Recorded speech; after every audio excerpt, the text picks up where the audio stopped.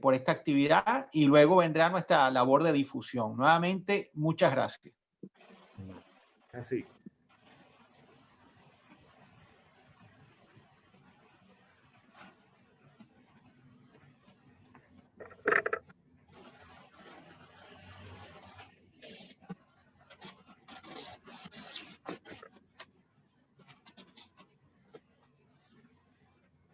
Bueno, vamos a ir arrancando y en la medida que se vayan incorporando las demás personas, los vamos haciendo entrar. Bueno, ya somos 19 personas en la sala. La tarde de hoy es una gran asistencia. Buenas tardes para todos. Bienvenidos a esta actividad, el Cineforo número 4 de la Alianza en Educación para Derechos Humanos.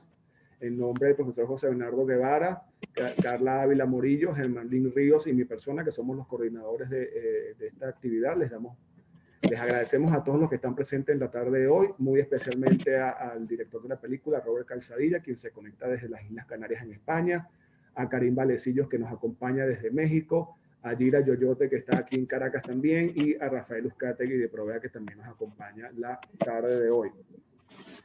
Como hemos venido adelantando en los promocionales y hoy en una fecha tan particular, vamos a hablar sobre la película El Amparo.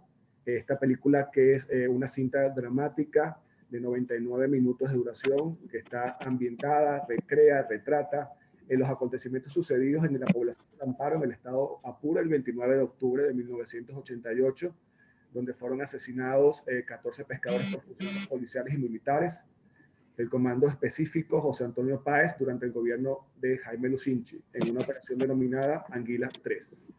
Con el argumento que se luchaba contra grupos subversivos colombianos.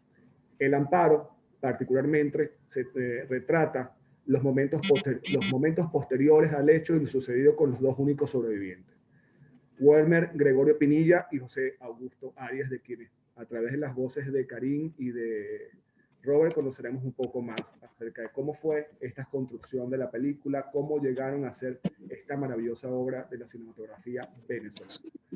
La película se estrenó el 13 de octubre del año 2017 en las salas venezolanas y contó con las actuaciones de Giovanni García, Vicente Quintero, Samantha Castillo, Vicente Peña y Rosana Hernández, entre otros actores.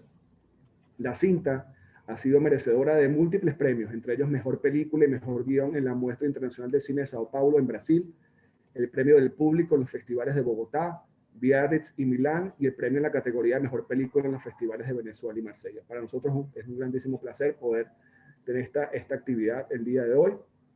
Como saben, la actividad cuenta con la participación de diferentes defensores de derechos humanos en Venezuela, con el apoyo logístico de CEPAS, la Red Nacional de Activistas de Ciudadanos por los Derechos Humanos, Fundación Lucelia, Acción por la Libertad y Provea. Recapitulando un poco, aunque ya lo hemos dicho, hoy nos acompañan Gira Yoyote, periodista e investigadora, Karim Valecillos, dramaturga, guionista de la película, Robert Calzadilla, su director, y Rafael Uzcategui, coordinador general de Provea. Iniciaremos la actividad con la participación de Gira, y como lo hemos conversado, la intención de este cineforo no es hablar de manera formal acerca de lo que son los derechos humanos, sí los vamos a tocar, por supuesto que sí, pero cómo la película nos ayuda a llevar el mensaje de defensa de los derechos humanos, de educación en derechos humanos, a través de la película. De eso se trata, y que entre todos los que estamos acá presentes la tarde de hoy, pues podamos ahondar en eso y cómo esta película nos lleva a entender lo que sucedió en ese momento y que aún hoy repercute en muchas otras situaciones del país.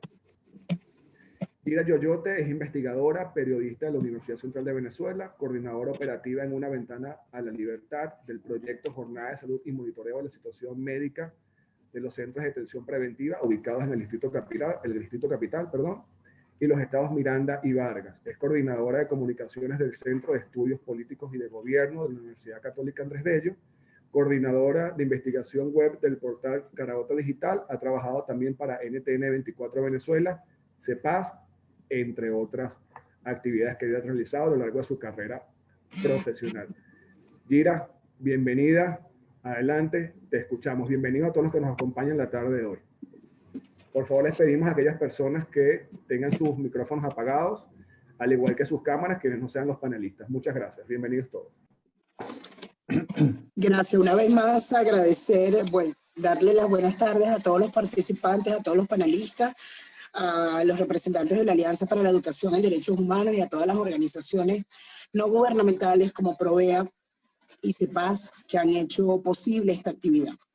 Precisamente la película del Amparo en el terreno comunicacional, pues nos lleva a hacer unas comparaciones bien importantes, porque la película trata de lo que sucedió después de la muerte de estos 14 pescadores. Y la prensa y el trabajo periodístico juegan un papel bien importante en esa etapa posterior, digamos, a la masacre. Tengo que comenzar diciendo que no podemos hablar de derechos humanos si antes no hablamos de políticas de Estado, políticas públicas de gobierno. Y las políticas públicas, también hay políticas públicas en materia comunicacional. Estamos hablando del año 88, cuando ya estaba por terminar el gobierno del presidente Jaime Lucinchi, un gobierno cuestionado por una serie de hechos de corrupción y porque el presidente Lucinchi no se llevó muy bien con la prensa venezolana.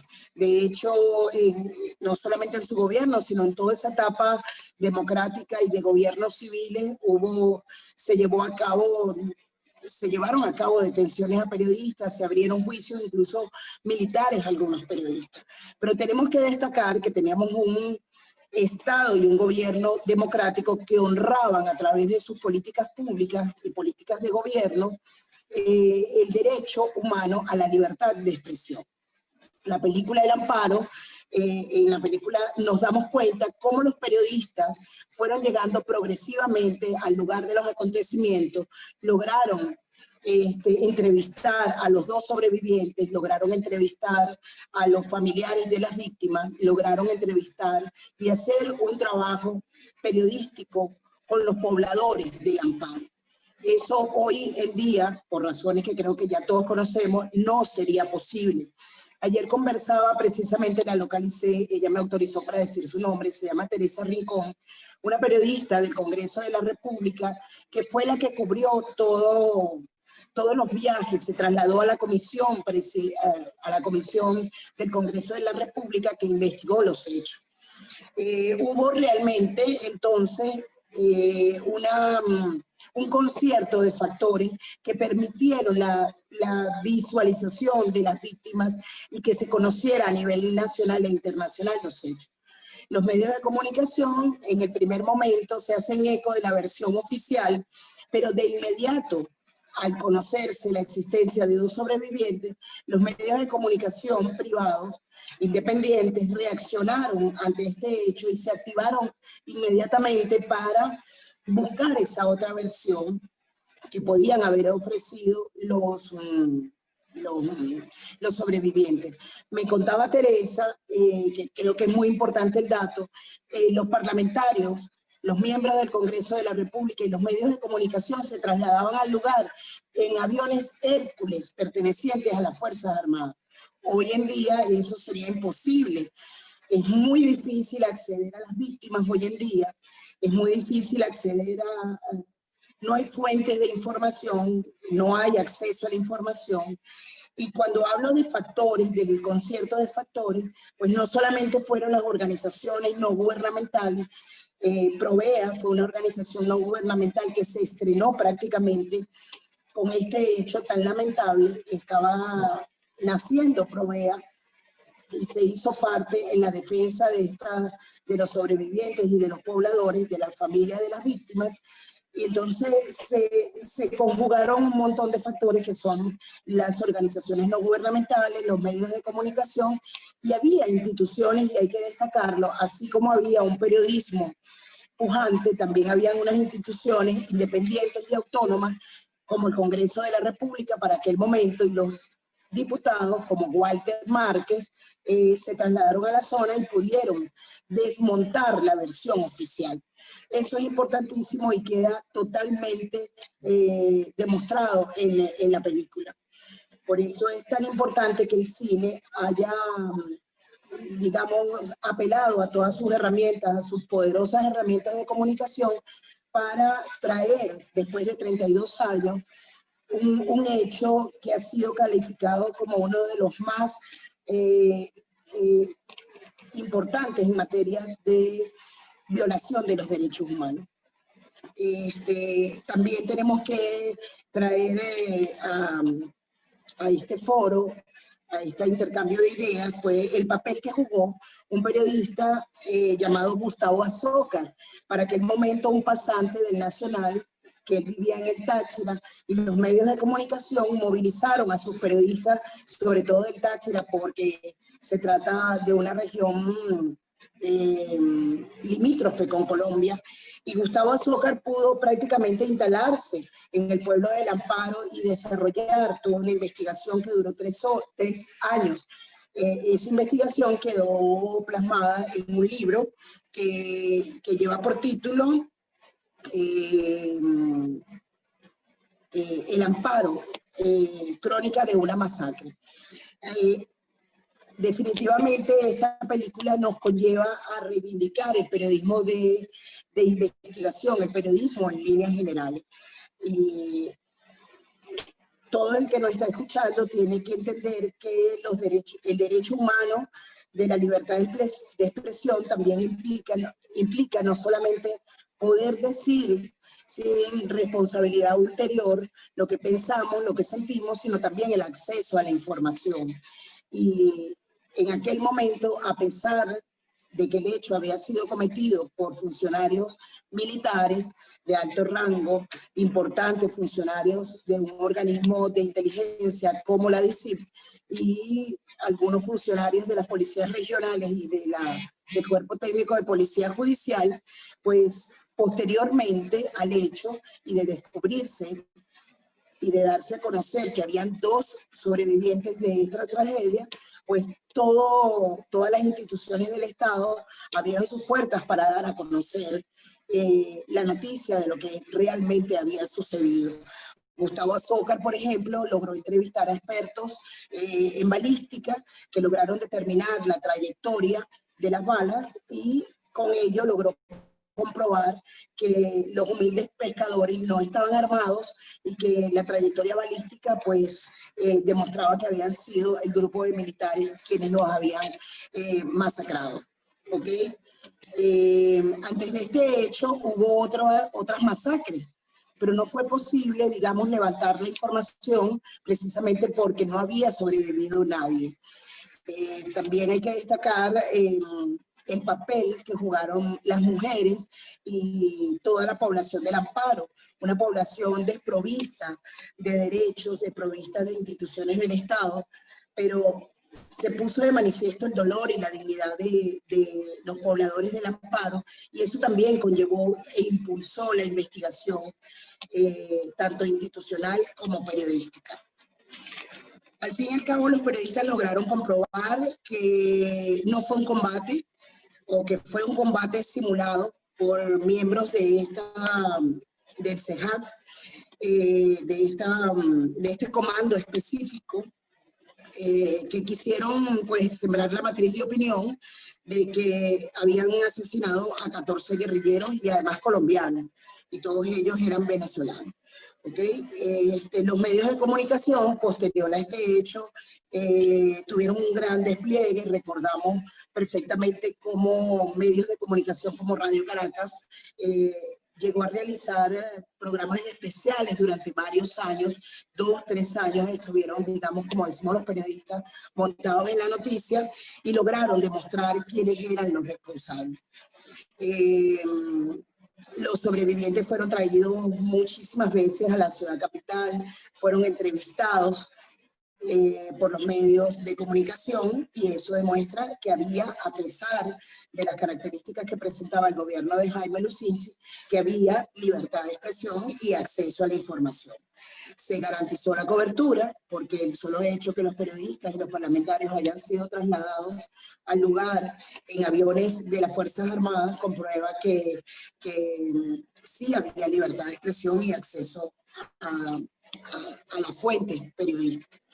Hoy, 32 años después de esta tragedia, de estos lamentables hechos, pues podemos decir que los medios de comunicación de la época cumplieron su función, las instituciones como el Congreso de la República cumplieron su función, las organizaciones no gubernamentales hicieron lo propio y que realmente aún el Estado está en deuda con estas víctimas y con sus familiares.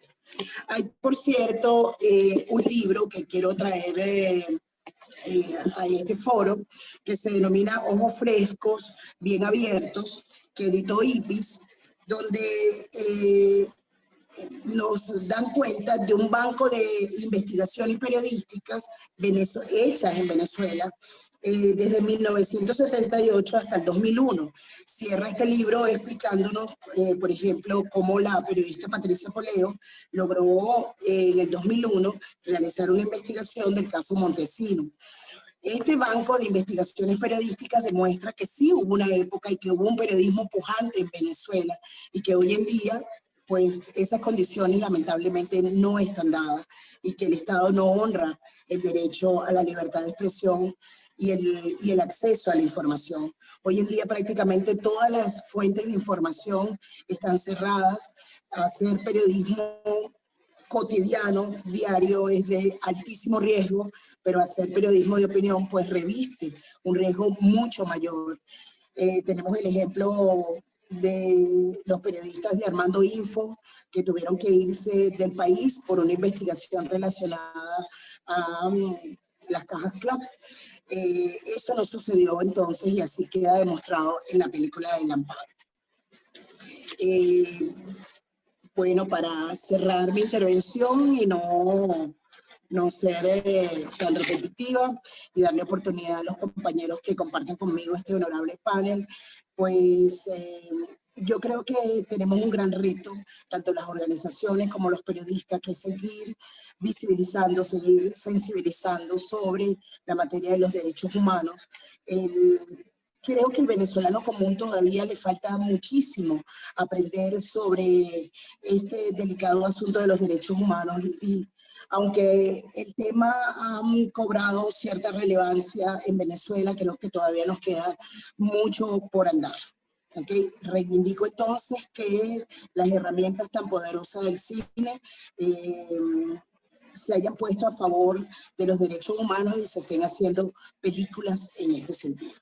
Gracias.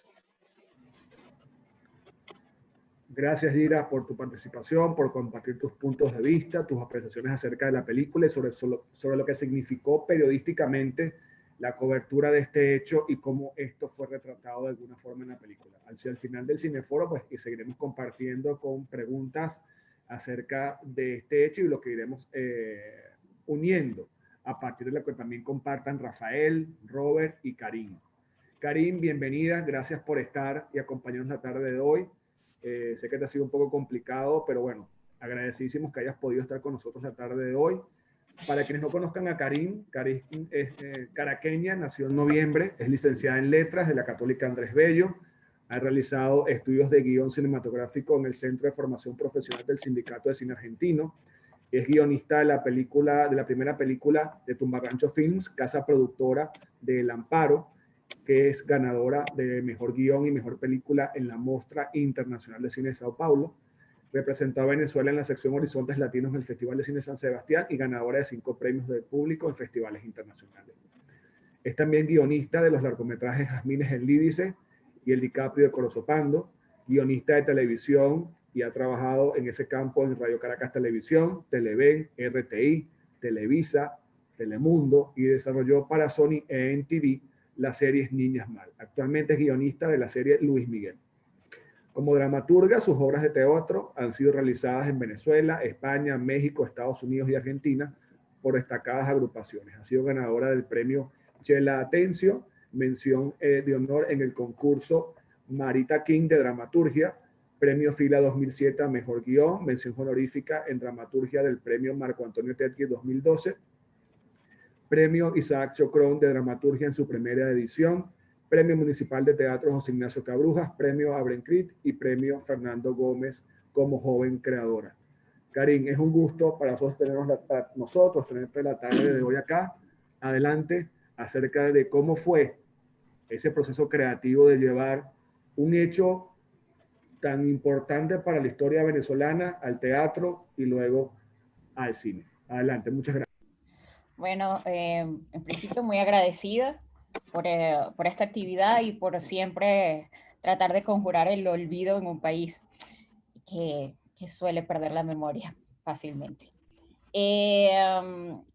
De ahí parte, creo que Robert va a estar de acuerdo conmigo, parte precisamente de un recuerdo.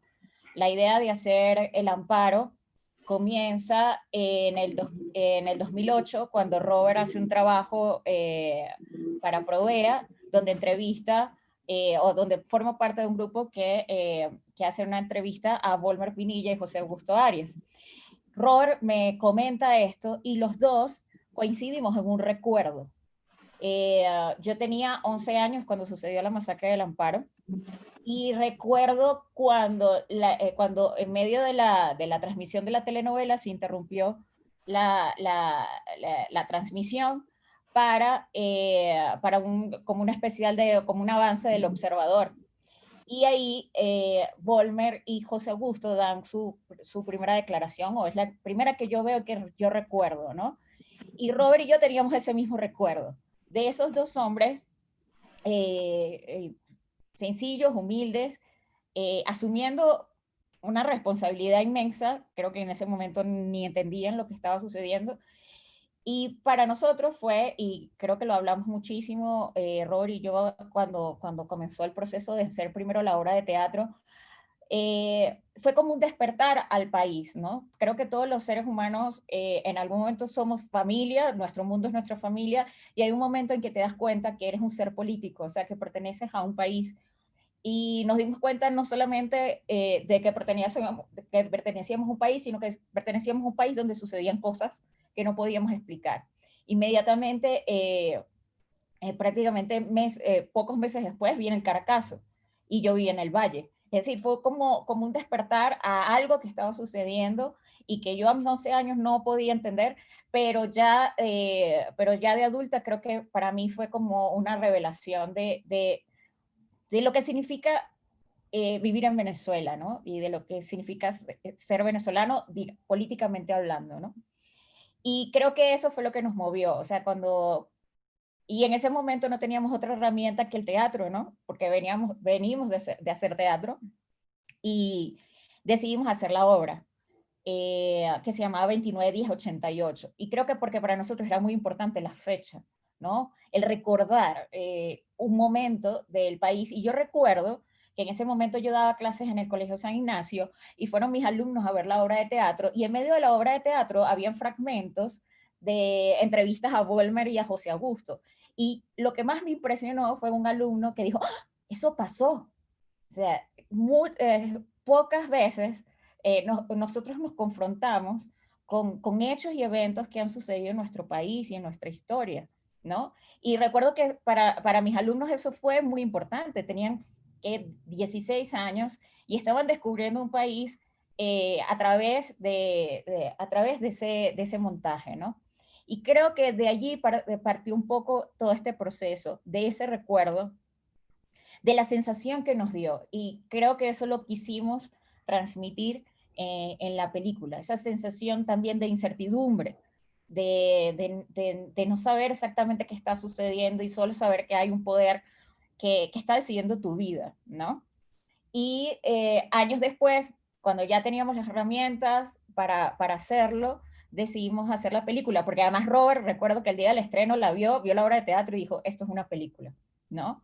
Y comenzó otro proceso.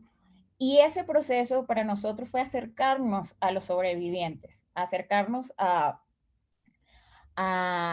Volmer y José Augusto, porque sí queríamos que cuando la gente viera la película no la viera como un documento, porque hubiéramos hecho un documental. O sea, no queríamos que vieran algo que narrara hechos o eventos, sino que pudieran viajar de alguna manera por una hora y media en el proceso que fue para ellos decir la verdad.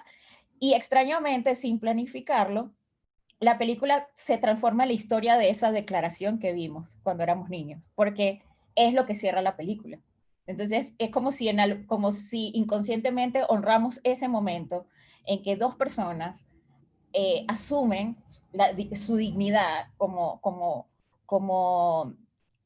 pobladores, como personas, como hombres, asumen su dignidad y asumen la responsabilidad de la verdad de otros, ¿no? Porque no solo estaban asumiendo lo que ellos eran, sino también estaban asumiendo lo que eran sus compañeros, ¿no? Entonces creo que además después, con todo este proceso, fíjense cómo fue pasando de la fecha, la obra de teatro era la fecha, luego la película se llamaba al principio Sobrevivientes, porque estábamos muy centrados en ellos, y en el proceso de hacer la película y de buscar información, nos dimos cuenta de la fuerza del pueblo, y por eso terminó llamándose El Amparo, porque creo que como acabas de mencionar, fue una conjunción de cosas, no fue solamente que ellos dos decidieron, se unieron varias fuerzas para que esto pudiera pasar. Y entre esas fuerzas estaba la gente que los rodeaba, la gente que los protegió, la gente que no dejó que se los llevaran, los familiares que siguieron al pie de lucha junto con ellos en ese momento. Y creo que por eso tienen el valor también de declarar, porque no estaban solos. Entonces creo que El Amparo, evidentemente sí es la historia de un hecho trágico, pero para mí es una épica de cuando la gente asume que tiene dignidad y que tiene la posibilidad de levantarse a pesar de del poder tan arrollador que puede tener un Estado, ¿no? Entonces creo que eso era lo que, por lo menos en mi caso, me movía. Eh, y para nosotros fue ese proceso de cómo construir esa historia, no para que la gente viera la película y dijera, ah, mira lo que sucedió en 1988, sino que realmente viajaran con ellos y descubrieran a través de ellos que todos tenemos la posibilidad de alzar nuestra voz, ¿no? Que todos tenemos la posibilidad de un día decir, no, no soy un guerrillero, soy un pescador, punto. Que además es una verdad sencilla, o sea, no era una cosa filosófica, ellos no estaban hablando que la libertad, no, era una verdad sencilla. Simplemente yo soy un pescador, no soy un guerrillero. Es lo único que quiero que se sepa, ¿no? Y creo que eso para nosotros fue muy importante, esa declaración que ellos dieron, y eso fue lo que dio tanto el impulso para hacer la obra de teatro como para hacer la película, y que creo que es lo que ha resonado en todo este proceso que hemos vivido con la película, no solo en Venezuela. Es impresionante cómo reacciona. La película tiene varios premios de público y siempre los resaltamos porque son públicos absolutamente distintos y que todos han reaccionado y preguntado y se han interesado. Y creo que parte de la función que tiene el arte también es eso, o sea, como desempolvar la memoria, traer de nuevo los hechos y que la gente pueda recordar, pero desde la emoción, desde el sentimiento, ¿no? Y, y para mí creo que ha sido una lección y una de las cosas que también coincido, nosotros tuvimos información. Yo pienso, ¿cómo van a ser los cineastas dentro de 20, 30 años? ¿De dónde van a sacar la información? Nosotros tuvimos acceso a muchísima información, muchísima. Más bien fue ya, creo que Robert ya lo comentará, más bien para nosotros fue un proceso grandísimo de despojarnos de tanta información y quedarnos con lo esencial, porque teníamos muchísimo. Podían salir 20 películas, podían salir una serie del Amparo, de tanto que hay. Primero tan enrevesado que fue el caso, tan lleno de puntos oscuros, pero a su vez también de tanta gente que hizo un trabajo informativo que nos dio el material para poder hablar de este hecho. Y mientras conversaban, yo pensaba eso, ¿cómo van a ser los cineastas del futuro? ¿De dónde van a sacar esa información si quieren hablar del presente de Venezuela?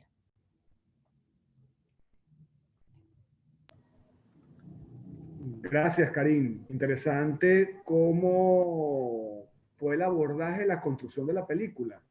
Y antes de llegar, se me ocurre como guionista también se me ocurre una pregunta interesante. ¿Cuánto costó escribir el guión? ¿Cuántas reescrituras tuvo el guión? Hasta llegar, digamos, a la que ustedes se sintieron, tú y Robert, bueno, con esta salimos a filmar, con esta nos sentimos cómodos. porque hablas de ese proceso de desilvanar, de ir deshebrando toda esa cantidad de información que uno tiene y al final puedes tener quizás un guión de 200, 300 páginas y empiezas a limpiar, a limpiar, a limpiar y a limpiar. ¿Cómo fue ese proceso? ¿Cuánto tiempo les tomó?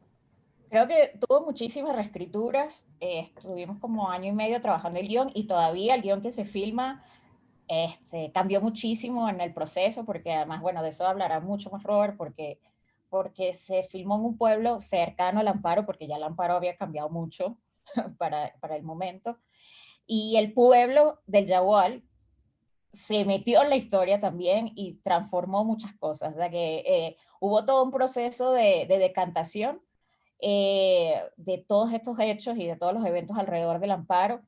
Era un guión muchísimo más extenso y todavía el que se filma ya se transforma en otra cosa y después el que se edita más, ¿no?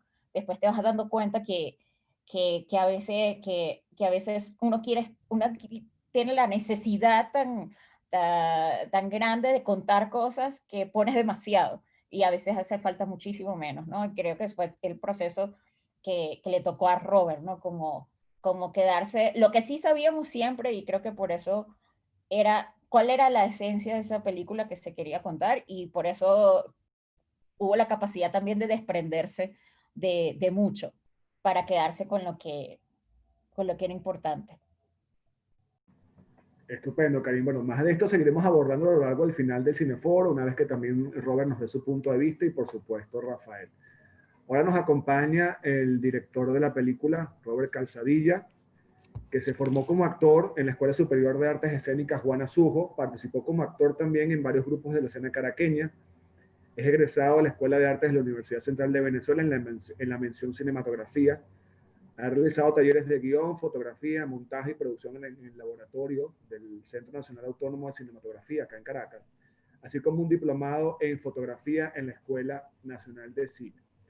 Fue docente en la Escuela de Artes y en la Escuela Nacional de Cine en la materia de taller de realización cinematográfica. Su ópera prima, el Amparo, estrenada en 2016 en el Festival de San Sebastián, ha cosechado más de 25 reconocimientos internacionales y nacionales. Zona en Reclamación y La Balada de Dora son dos de sus nuevos proyectos, así como En Desarrollo y Un País Imaginario, que están en desarrollo. Un especial proyecto colaborativo donde además de producir, tutorió y apoyó a un grupo de estudiantes de la Escuela Nacional de Cine y la Escuela de Artes de la Universidad Central de Venezuela a llevar adelante un largometraje donde confluyen la voz de cada nuevo realizador de cara al país que vive. Actualmente está en fase de postproducción. Robert, bienvenido a este cineforo sobre el Amparo. Te escuchamos. Gracias por estar y acompañarnos desde las Islas Canarias.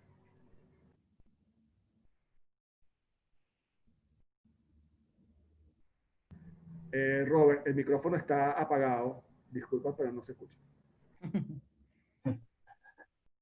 Aló, aló, ¿me escuchan? Ahora sí, adelante, gracias. Vale. No, bueno, gracias a ustedes por la invitación y por levantar este programa en esta fecha tan importante.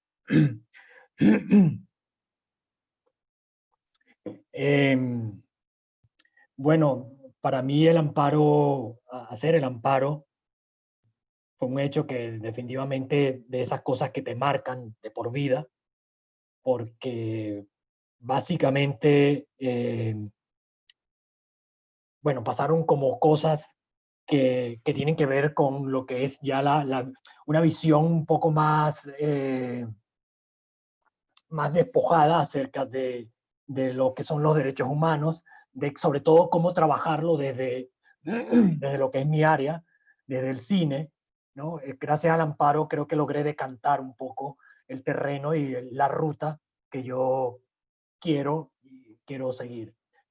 ¿Por qué? ¿Por qué digo esto? Porque, como apuntaba Karim hace un momento, no solamente teníamos muchísima información para hacer la película, sino que además yo, como tenía todos esos meses, había estado acompañando a los amigos de Provea, los acompañaba a grabar entrevistas y todo esto, entonces estaba como muy metido en el asunto y en algún momento de los procesos iniciales de la película, bueno, queríamos hacer justicia porque era injusto todo lo que había pasado y tal, ¿no? Esto siempre lo cuento, pero en algún momento también me di cuenta que esto no nos iba a permitir adelantar adelantar la película que queríamos además, ¿no? Es decir, todo mi activismo, todo el activismo que quería meter en la película se estaba convirtiendo en un problema para la película.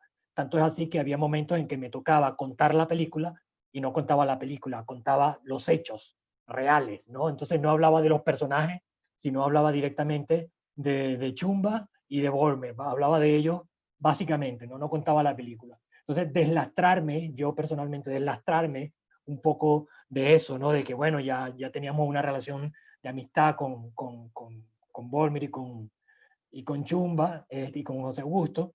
Entonces deslastrarme un poco de eso fue una de las cosas que más me costó en el principio, ¿no? O sea, en el momento en que nos paramos y dijimos, bueno, a ver, esto es una película de ficción, y fuimos directamente por la calle del medio con la ficción, fue para mí una cosa liberadora, pero también un aprendizaje increíble, porque a partir de ahí comencé a entender que que además también para allá nos estaba llevando, digamos, la historia nos estaba llevando hacia ese lado, era justamente a poner la luz sobre estos personajes, sobre el pueblo, sobre las mujeres, ¿no? Una vez que pasaba toda esta circunstancia trágica, ¿no? Entonces, digamos, todos estos momentos a mí me funcionaron, me siguen sirviendo para esto, ¿no? ¿Dónde pones el foco? ¿Dónde pones la luz? ¿No? ¿Dónde prendes la linterna para ver?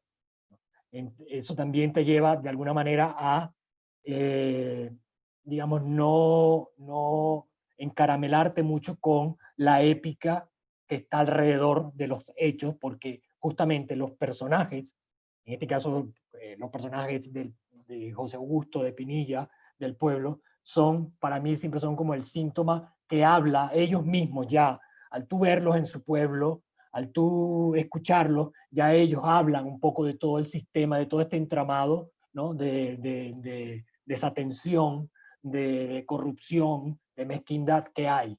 Entonces, el amparo para mí significa eso, ¿no? Significó como limpiar un poco la mirada que tenía sobre la manera en cómo abordar los derechos humanos, porque, a ver, tenía yo una idea muy didáctica sobre el asunto, y bueno, creo que ha sido un proyecto en ese sentido bastante enriquecedor, porque precisamente, bueno, como dije, me llevó a centrarme bastante, ¿no?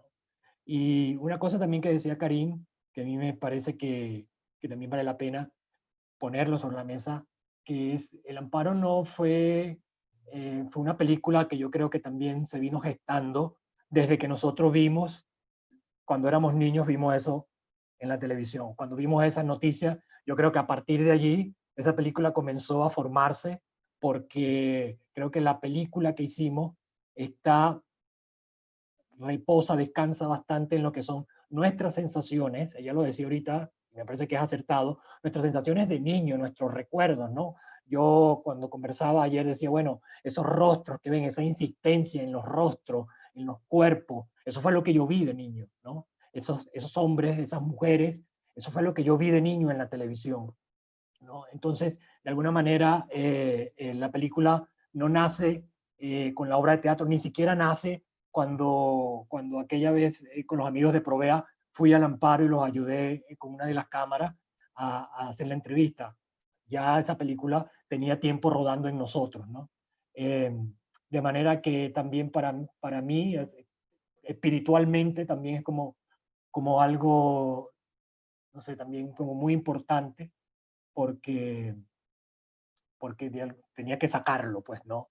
Digamos, para mí siempre ha sido el Amparo una herida que el país arrastra, ¿no? Una de las tantas heridas que el país arrastra, y que estoy un poco alterado porque es que acabo de ver el tuit de Nicolás Maduro sobre el Amparo, me desarticuló un poco, pero bueno, para mí el Amparo es una herida de las muchas que arrastra el país, que nadie ha querido meter luz allí, que nadie ha querido meter las manos allí, ningún gobierno, especialmente en estos últimos 20 y tantos años, nadie ha querido meter las manos allí, al contrario, pareciera ser que a los responsables de la masacre se les premia y todas estas cosas, ¿no?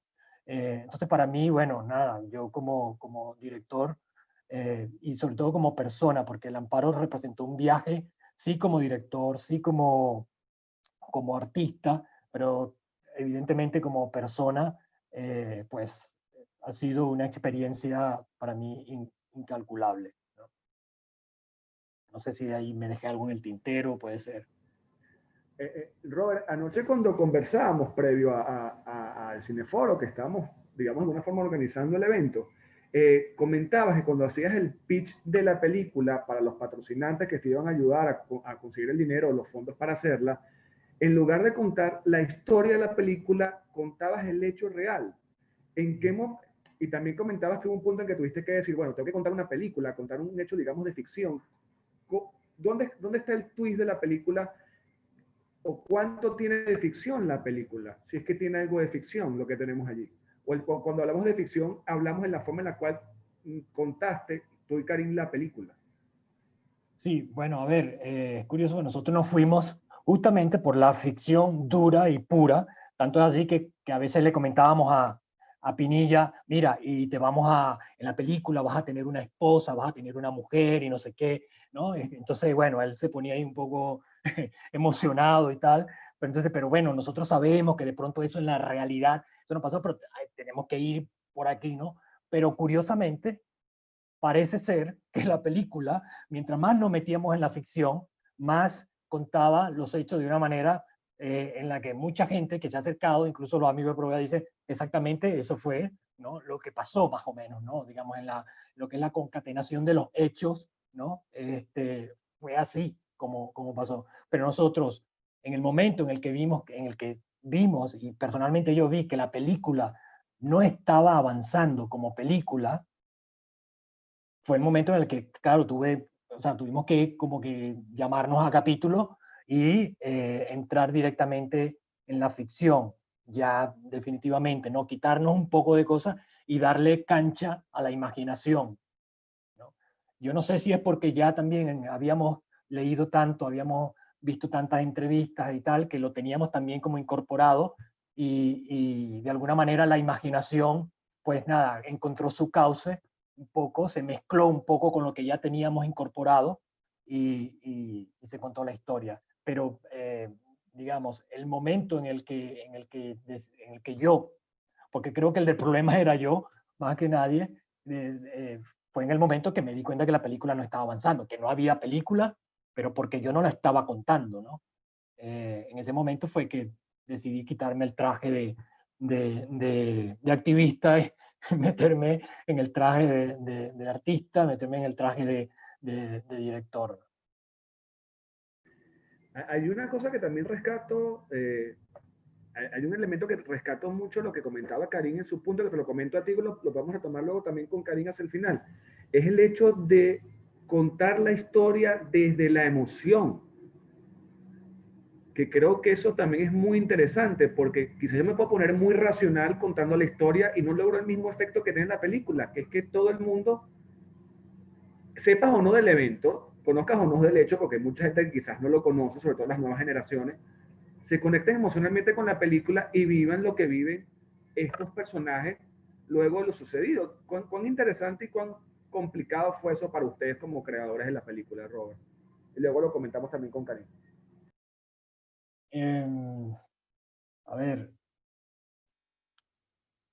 es que era muy difícil no entrar nosotros en ese terreno, porque precisamente lo que teníamos en nuestro recuerdo eran emociones, ¿no? O sea, siempre conversábamos de eso, o sea, el Amparo fue como ese pinchazo a la burbuja en la que vivíamos, ¿no? En la que vivíamos nuestra infancia.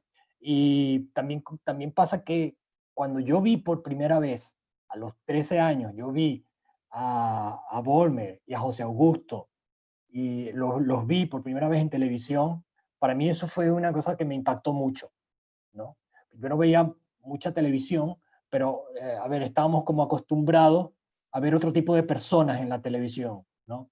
En mi cabeza, ¿no? O sea, para mí, y ver estos rostros, ver estos cuerpos, para mí se me hizo muy familiar. Yo creo que por eso también fue que me afectó mucho, creo que por eso me marcó mucho el Amparo, porque para mí eran rostros, eran personas muy familiares, ¿no? Es decir, yo vivía en ese momento en un lugar que ha podido ser el Amparo, solo que no estaba en la frontera, pero era exactamente, eran los mismos paisajes, era la misma gente. Yo veía a Volmer, veía a José Augusto, veía a las mujeres, y para mí eran personas totalmente reconocibles, ¿no? O sea, para mí eran personas que podía fácilmente tener al lado, que podía imaginar al lado, ¿no? No era, qué sé yo, no era un artista, no era, ¿no? Que siempre lo ves lejos, que te gusta, pero lo ves lejos. Esto al revés, esto me invadía completamente, ¿no?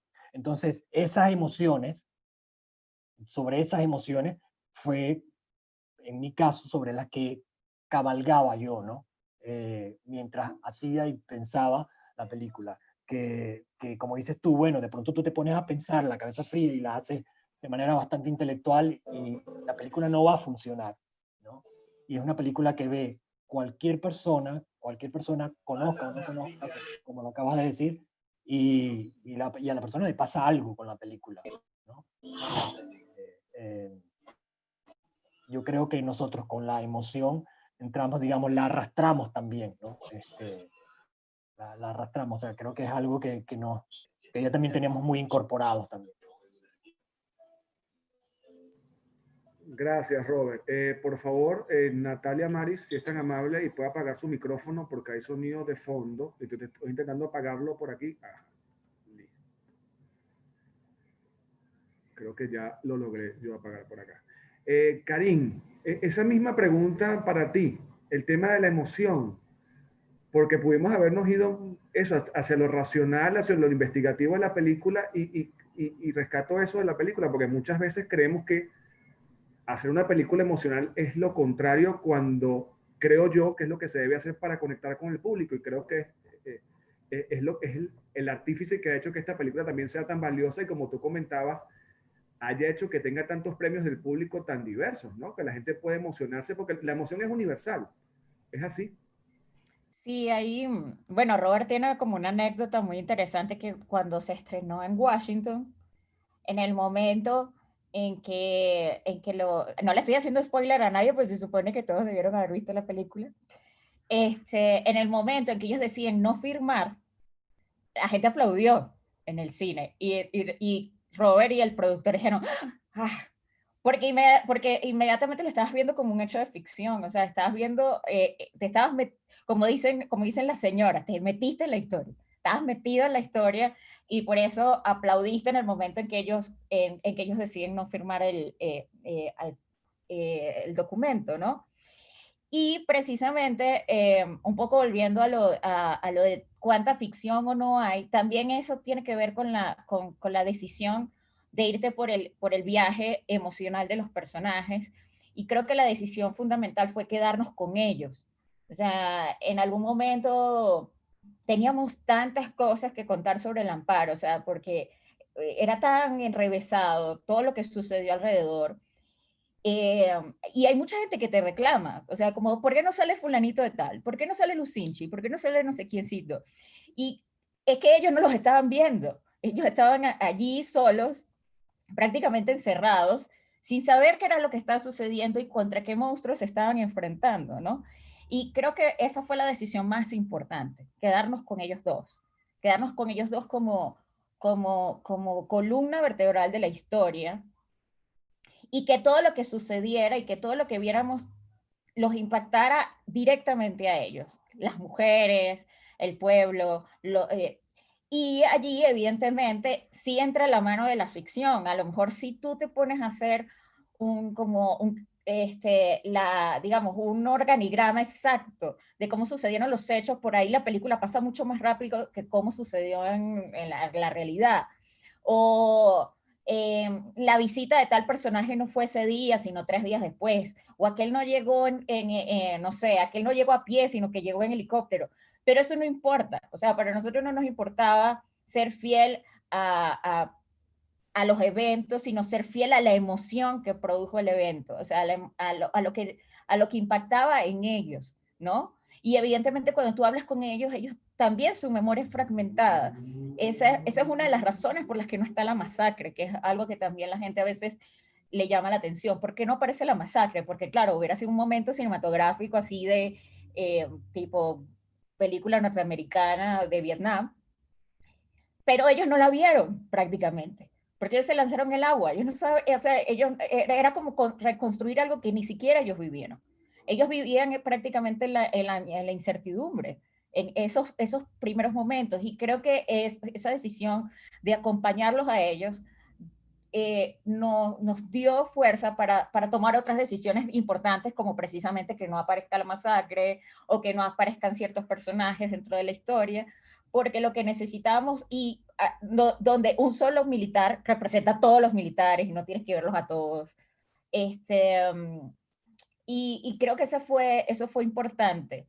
Y hay algo muy divertido con eso, que cuando nosotros estrenamos El Amparo, lo estrenamos en El Amparo. Una semana antes que se estrenara en salas nacionales, se estrenó El Amparo, y estaban Volmer y José Augusto.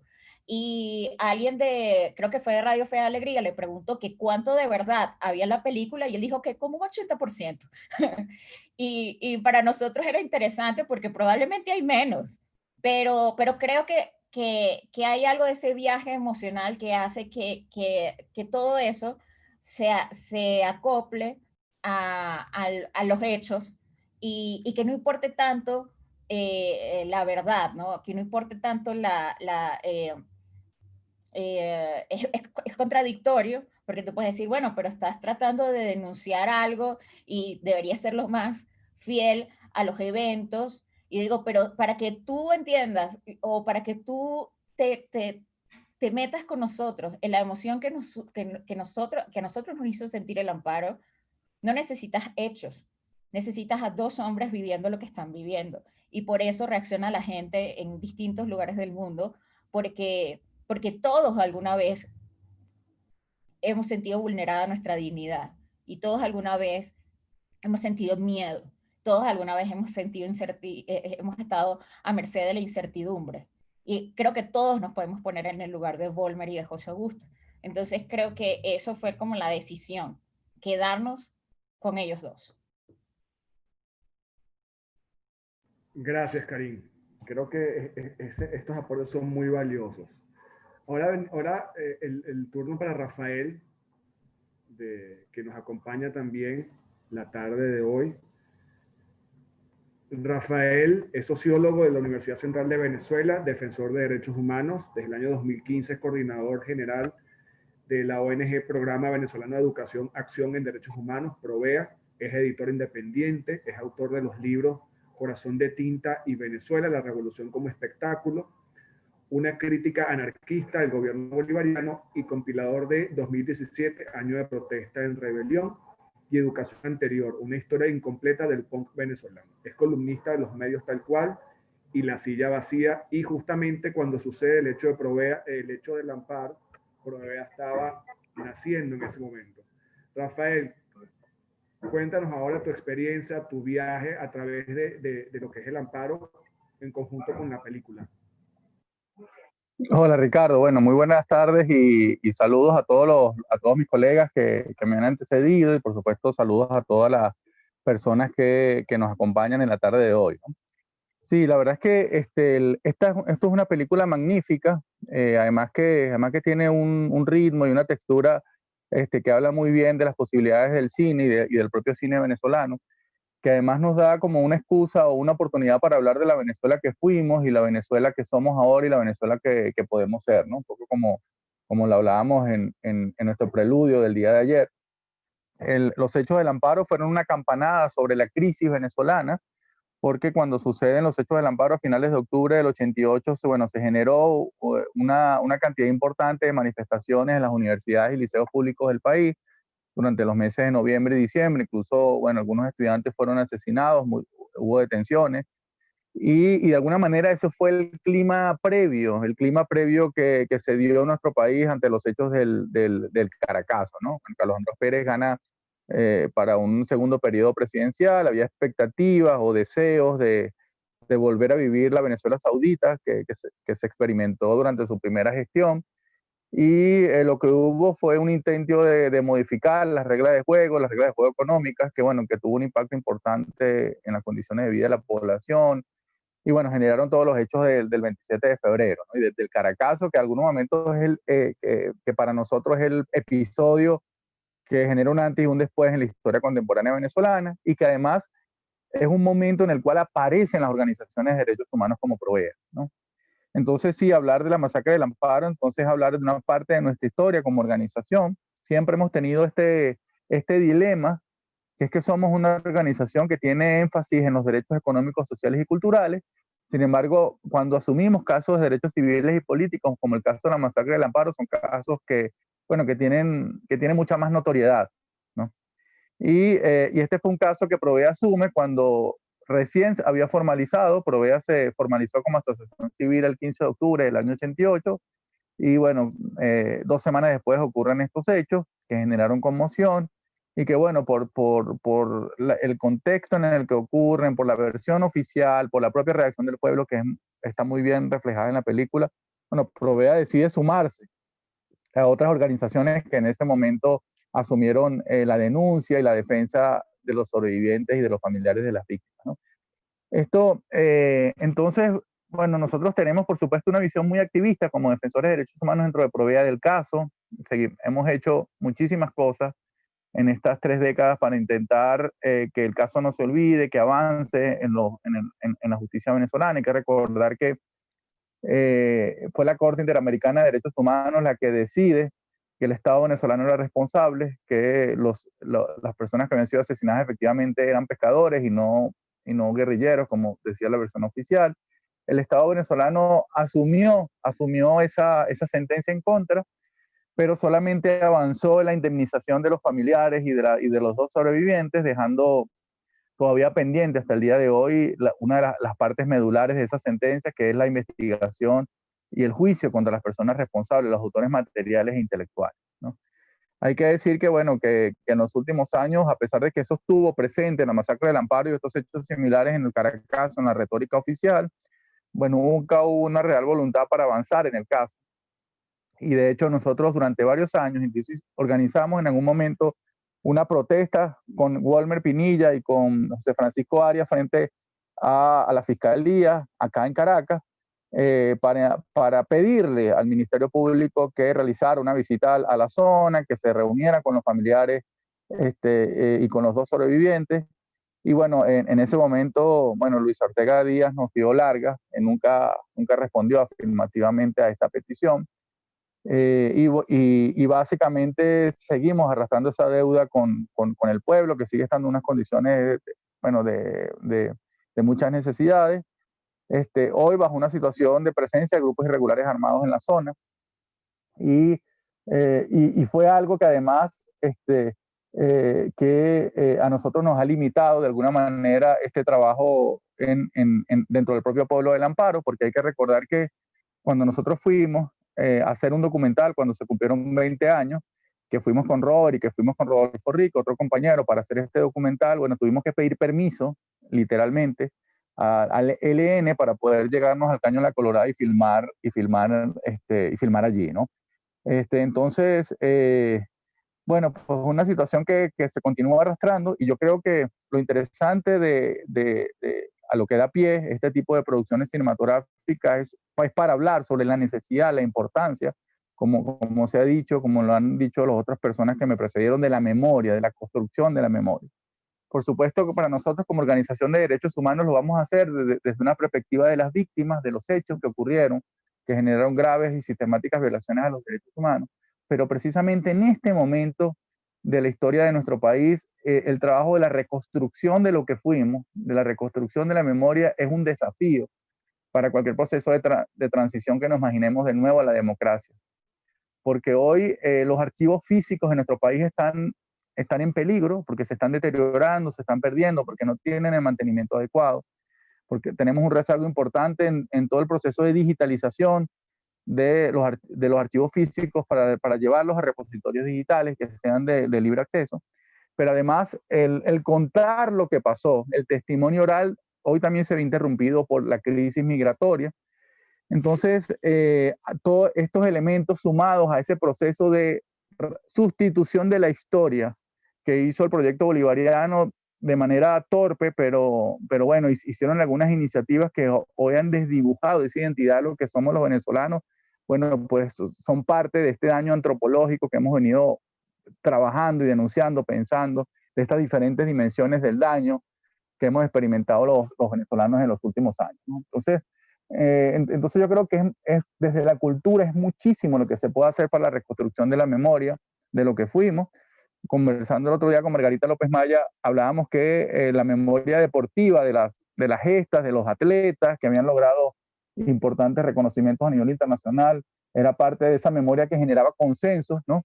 Para intentar ubicar cosas que fueran lo menos polémicas en estos momentos de agudas tensiones políticas. La memoria deportiva, en segundo lugar, la memoria gastronómica, nuestra cocina, las cosas que hemos comido, lo que hemos preparado también generan consensos, pero también la memoria cultural, ¿no? Y en Provea hemos venido trabajando eso desde una línea de trabajo que llamamos todos los derechos por todos los lenguajes, la memoria cultural desde la música, pero también de las producciones artísticas y culturales que recordamos, que forman parte de esos recuerdos, como lo habló Karin y como lo habló Robert, de esos recuerdos, bueno, ahora rememorados, transmitidos a través de las expresiones culturales, ¿no?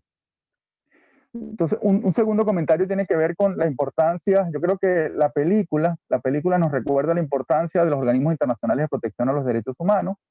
Lamentablemente no había manera en que la justicia venezolana se conociera la verdad y se sancionara a las víctimas, y tuvimos que llevar este caso a instancias internacionales. En ese momento fue la Corte Interamericana de Derechos Humanos, donde se tramitó el caso. Es una posibilidad que hoy no tenemos porque el Estado venezolano, las actuales autoridades, denunciaron la Convención Americana, que en cristiano significa que no podemos llevar casos ante la Corte Interamericana, por lo menos casos que hayan ocurrido después del año 2013, aunque fue cuando entró en vigencia esa denuncia. Entonces, pero esto reivindica el papel de estos organismos internacionales de protección en momentos en que por diferentes circunstancias no es posible obtener justicia dentro del país, y creo que es el mismo dilema, de desafío, el reto que tenemos ahora, cuando ante la ausencia de instituciones que den respuesta a la ciudadanía, son estos mecanismos internacionales de protección los que están denunciando, los que están presionando a las autoridades para que se tomen algunas medidas positivas para las personas afectadas.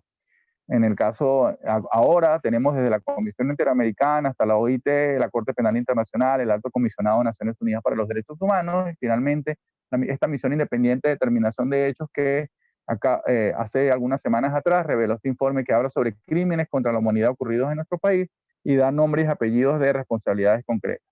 Entonces, esos mecanismos de impunidad, esos ensayos de impunidad que ocurrieron hace 30 años en el caso del amparo, hoy se han refinado muchísimo, ¿no? Hoy se han refinado, se han convertido en políticas sistemáticas de Estado, y lamentablemente vamos a tener que seguir estimulando que sean estos organismos internacionales a través de estos mecanismos los que, bueno, digan lo que sucedió e intenten que los responsables sean puestos ante la justicia. Otro comentario tiene que ver con quiénes son defensores de derechos humanos. Y yo creo que lo que hicieron Karin y lo que hicieron Robert, de haberse sensibilizado de esta historia y haberla contado, haber defendido de alguna manera los derechos de toda esa población, de las víctimas, de los sobrevivientes, bueno, eso los transformó a ellos en defensores de derechos humanos. A veces se piensa que para esto se estudia, o que los defensores son solamente personas quienes estamos dentro de una ONG como Provea, y eso no es así. Hay afortunadamente un concepto muy amplio, que cualquier persona que defienda los derechos de otros se transforma automáticamente en un defensor de derechos humanos, y eso es hoy lo que necesitamos en nuestro país. Desde el rol que cada uno hace, yo creo que los gestores culturales, los promotores culturales, los artistas, bueno, tienen mucho que hacer en esa mezcla del sentimiento y el contenido, ¿no?, que transmite el hecho cultural para no normalizar esta situación de crisis en la que estamos, y sobre todo continuar recordando el rostro, la identidad de las personas que fallecieron, los hechos, quiénes son los presuntos responsables. También el caso del amparo nos da la posibilidad de conversar sobre el papel de las Fuerzas Armadas en la sociedad venezolana. Allí ha habido permanentemente una respuesta de cuerpo para avalar el abuso de poder que ocurra por parte de las diferentes fuerzas o sus diferentes funcionarios. Creo que es uno de los, así como como Walmer y Chumba, fueron llevados ante la justicia militar, los dos sobrevivientes del caso del Amparo. Hoy muchísimos venezolanos han sufrido un juicio frente a esta instancia, un tribunal militar, y yo creo que es el gran desafío, el gran rol de volver a reinstitucionalizar, para llamarlo así, el papel de las Fuerzas Armadas en la sociedad venezolana. Así que la responsabilidad y el rol que cumplen los uniformados en la vida democrática de nuestro país, bueno, sigue siendo un tema de conversación y un tema para dilucidar esta situación. Y finalmente, decir que nosotros desde Provea estamos también intentando, con esta estrategia de todos los derechos por todos los lenguajes, trascender del lenguaje técnico necesario, importante, vital para nuestro trabajo, pero necesitamos contarle a otras audiencias, a las nuevas generaciones, qué es lo que ha sucedido, ¿no? Creo que es una tendencia natural frente a una situación de tanta conflictividad como la venezolana, bueno, pues alejarse de los problemas, inocularse la amnesia para, bueno, como un mecanismo de autoprotección, y seguramente en el momento en que tengamos una transición a la democracia, seguramente toda la sociedad venezolana va a querer pasar la página y, bueno, retomar su vida, retomar lo que crea que es la normalidad, pero yo creo que es una labor de la sociedad civil, especialmente de los defensores de derechos humanos, seguir promoviendo estos mecanismos de memoria para que no se olvide qué fue lo que sucedió y quiénes son los responsables. Así que hoy nosotros acompañamos la producción de la película. Cuando Robert nos mostró, antes de que se estrenara, cómo había quedado, y nos decía con mucho temor que, bueno, que era una ficción, pero cuando yo la vi, me pareció tan apegada a los hechos y me pareció tan certero el punto de vista humano, que se había asumido en la película, además en un contexto un poco ahistórico que pudiera hacer que cualquier persona en la región, en América Latina, que la viera se pudiera identificar con ella. Nos pareció muy acertado, y yo creo que eso fue ver la película, ver cómo se contaba la historia del Amparo, creo que también fue muy importante para nosotros, para tomar la decisión de utilizar la cultura, utilizar las emociones, las historias personales de la gente a través de mecanismos culturales para seguir hablando sobre derechos humanos desde otro lenguaje, como lo llamamos ahora, ¿no? Entonces, bueno, yo celebro que, bueno, que continúe existiendo interés sobre esta película, que podamos tener la oportunidad de seguir hablando precisamente un día como hoy de qué fue lo que sucedió, y ojalá, porque yo creo que otros artistas, otros directores cinematográficos también asumen el reto de contar qué es lo que nos ha sucedido en los últimos años a través del arte del cine, porque creo que lo vamos a necesitar para todas las discusiones duras que van a venir, para todas las decisiones que vamos a tener que tomar como país sobre cómo va a ser la reconstrucción de Venezuela en el día de mañana. Así que, bueno, con este comentario finalizo mi intervención. Gracias. Rafael, muchísimas gracias por tu intervención, tu participación en esto, porque es muy valioso e interesante e importante el poder tener tu visión o la visión de los defensores de derechos humanos sobre este caso, porque parte importante de esta actividad de los cineforos de la Alianza en Educación para Derechos Humanos es justamente esa, ver cómo podemos unir el arte, en este caso el cine, la cinematografía, el contar historias, la emoción, y al mismo tiempo llevar lo que son la educación en derechos humanos para, de alguna manera, hacer más digerible lo que es la parte teórica y contar a través de historias y emociones estas situaciones tan densas y tan fuertes que suceden en el país y que siguen pasando. Gira, volviendo a lo que comentábamos hace un rato con Karim y con Robert, parte importante del efecto emocional que tiene, digamos, el caso en la población fue lo que hizo la prensa, el efecto mediático que jugó para hacer más grande lo que estaba sucediendo, para hacer llegar el hecho a todo el país. Claro, como hablábamos anoche, en ese momento teníamos las televisoras libres, había medios impresos libres que hacían más fácil la transmisión de información. Eso en este momento no está. Sin embargo, desde tu punto de vista como periodista, como comunicadora, como historiadora e investigadora, ¿cuán importante es la emoción en la transmisión de esa información desde el punto de vista periodístico? ¿Cuánto hace que la situación se potencie para que sea más efectiva la llegada a quien la ve y quien escucha a través de la prensa este tipo de situaciones.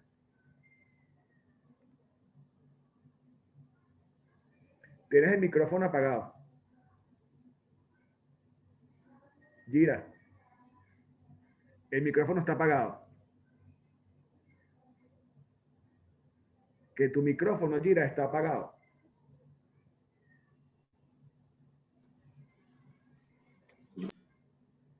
Ahora creo que sí. No, el micrófono está apagado, Gira. Sigue apagado el micrófono. Vamos a ver aquí un segundo acá. Ahora sí. Ahora sí, perfecto. Okay. Cosas de la tecnología. Gracias.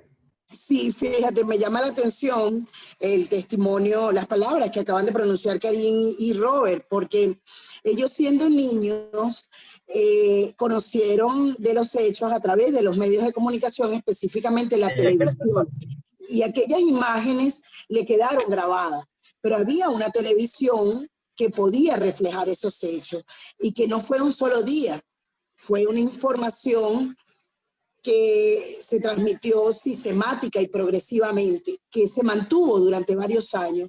Y esos medios de televisión hicieron eso buscando justicia.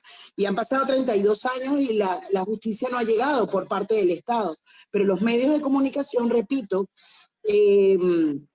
jugaron el papel importante que tienen que jugar en una sociedad. Tú me preguntabas por el elemento emocional.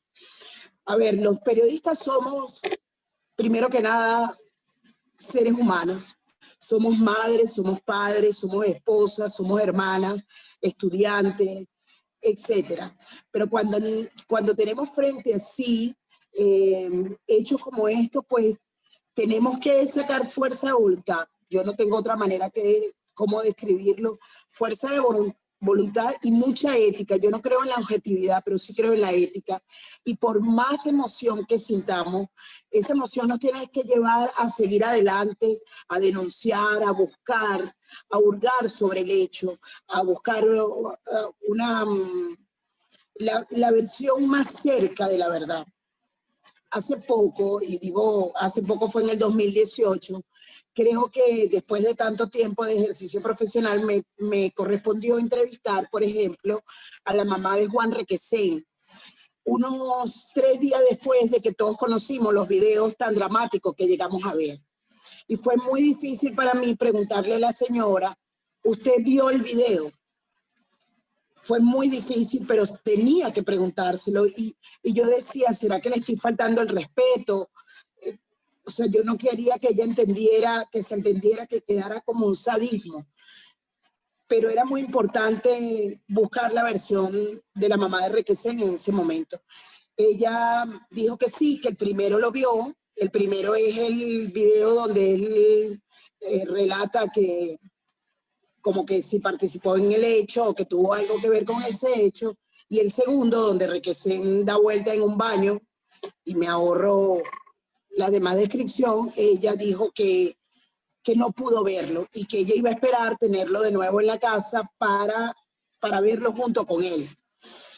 Pero realmente fue muy duro y los periodistas de investigación, de suceso, yo creo que de todas las fuentes, pasamos a diario circunstancias muy duras que nos llenan de muchos sentimientos, pero tenemos que asumir el rol que nos corresponde y cuando nos sentamos a escribir o nos paramos frente a una cámara a relatar lo que sucedió, pues tenemos que asumir el rol de periodista. Lo que quiero decir con esto es, o dejar claro que no es fácil para nosotros. Nosotros no nos deshumanizamos, no nos quitamos el corazón para ir a cubrir tal o cual noticia. No, señor. Somos tan humanos, tan madres, tan hermanos como cualquier otro ser humano. Solo que sabemos cuál fue la profesión que escogimos. Y bueno, por más duro que sea el momento, yo he tenido que ver cadáveres. Y ha sido muy duro, pero bueno, si he tenido que ir a cubrir un suceso, pues ni modo. Fíjate que ahorita hay una discusión también que estamos llevando a cabo un proyecto de atención emocional y psicológica para periodistas, es precisamente por eso, por ese contacto diario que tenemos con noticias muy desagradables y con imágenes muy desagradables. Pero no es imposible, es difícil, pero no es imposible. Ahora bien, Karim decía algo también muy importante. ¿De dónde van a sacar información dentro de 20 años los cineastas o cualquier persona u organización que se dedique a reconstruir la memoria del país? A veces los periodistas, de manera muy informal, esto no ha sido nunca una discusión formal, hemos debatido sobre ese proceso de transición del cual hace referencia Rafael. Nos debatimos y discutimos sobre que, bueno, será importante reconstruir la memoria, habrá medios de comunicación que asuman la tarea de esto. Yo hoy digo que todo eso está por verse. Si me preguntan a mí, digo que evidentemente sí es importante sí será importante reconstruir la memoria, y creo que el cine tiene mucho que contar, porque hay que ver todo lo que ha sucedido en materia de presos políticos, de represión, de violación a los derechos humanos que ha sucedido durante los últimos 20 años. El inventario es muy largo. Pero fíjense, es muy preocupante, los archivos digitales de casi todos los medios de comunicación del país han desaparecido, Rafael. Yo trabajé durante 22 años en el Parlamento y puedo dar fe que creo que durante 8 o 10 años no se hicieron libros de debate. Eso es sencillamente borrar la memoria de una institución tan importante como esa. Habrá que buscar maneras, habrá que diseñar una metodología de cómo reconstruir la memoria de lo que sucedió. Ahora bien, las organizaciones no gubernamentales van a jugar un papel muy importante en eso, porque los informes realizados por ellos son lo que es el insumo más importante que tenemos en este momento y para las investigaciones futuras. Pues tenemos los informes de las organizaciones, las víctimas, los familiares y trabajos periodísticos en los medios de comunicación digitales que tendrán que reservar pues todo lo que han hecho y lo publicado y lo no publicado para poder reconstruir esa memoria de la cual hoy han hecho referencia y es muy importante. Hay mucho por hacer. Muchísimo, hay que reconstruir la memoria del país, de todo lo sucedido en estos 20 años, y yo sí creo que habemos periodistas y defensores de los derechos humanos y ahora cineastas e investigadores de todo tipo que están dispuestos a reconstruir la memoria de este país. Habrá algunos vacíos, habrá pruebas que falten, pero yo creo que no podemos renunciar a esa posibilidad. Gracias, Gira. Fíjate que tú lo comentabas hace unos instantes. Fíjate la potencialidad, la fuerza que tuvo los medios de comunicación, que la cobertura que le hizo en ese caso, si no me equivoco, y tú me podrás corregir, Radio Caracas Televisión, que son las imágenes que Robert y Karim vieron en su momento, son los detonantes de lo que posteriormente para ellos se convirtió, digamos, en un modo de vida el desarrollar una obra de teatro, el documental también de alguna forma quizás ligado a esto, y luego la película. Por eso te hacía la pregunta inicial, ¿cuánto de importante y de emocional tuvo esa cobertura para que tengamos aquí dos realizadores que a partir de lo que vieron en la televisión generaron todo esto? Y que está conectado con lo que tú misma estás diciendo, que en este punto no lo tenemos. O sea, ¿cuán grave estamos en esa situación? Sí, así es. No sé si todavía tengo el derecho de palabra abierto, porque yo no te oigo bien. Lo importante y lo que tenemos que reivindicar es que los medios de comunicación social de aquel momento, a pesar de que no tenían una relación sana con el gobierno de turno, lograron hacer una investigación y dieron al traste con la versión oficial. Eso en este momento es muy cuesta arriba, ¿no? Y los periodistas que asumen que han asumido la responsabilidad de hacer algo así, pues han tenido que irse al exilio. En aquella oportunidad, ninguno de los periodistas que se dedicaron a este tema tuvieron que irse al exilio. Se quedaron en Venezuela. Gustavo Azócar actualmente no vive en el país, ¿no? Pero asumieron el papel que les correspondía y duraron años en eso. Varios años le dedicaron todas sus editoriales, espacios informativos, espacios de opinión a visibilizar lo que había sucedido. Robert dijo algo muy importante, que le impactó la imagen de los sobrevivientes en la televisión, porque claro, contrastaban con el convencionalismo social que nos vendían a través de los medios, y ellos, por eso fue que esa imagen nos quedó grabada, ¿no? He allí la importancia de la existencia de unos medios de comunicación que puedan de manera plena ejercer la libertad de expresión. Yo reivindico no solamente, repito, el papel de los periodistas, de los medios, sino de las instituciones y de las organizaciones no gubernamentales. Pudieron haber hecho todas las investigaciones que querían, pero si eso no lo hubiesen dicho a través de los medios de comunicación, si no hubiese existido esa posibilidad, pues el caso del amparo quizás ni siquiera lo recordaron. Porque puede suceder cualquier cosa, pueden abrir cualquier investigación, pero si no está ante la opinión pública, si no se transmite, si no se difunde, eso nunca existió. Y el amparo existió en tanto fue reseñado por los medios de comunicación. No le resto importancia a la denuncia, no quiero que se entienda eso. ¿Okay? No, pero evidentemente la denuncia sumada a la exposición comunicacional en los medios y en la prensa hace que la situación sea todavía más fuerte y pueda llegar a todos, porque si algo tiene la televisión, hablando en presente, en su momento en los 80 era que llegaba prácticamente el 80% del país y Radio Caracas Televisión cubría, si no el 80, el 100% del país con su transmisión. Exacto. Y fíjense, hay algo muy importante, ¿no? Que también quiero destacar. No habían redes sociales, no era la época de las redes sociales. Y los periodistas nos veíamos en la obligación de trasladarnos hasta el lugar de los hechos. Eso es sumamente importante porque ahora eso es otra discusión que tenemos que seguir sosteniendo. Las redes sociales nos han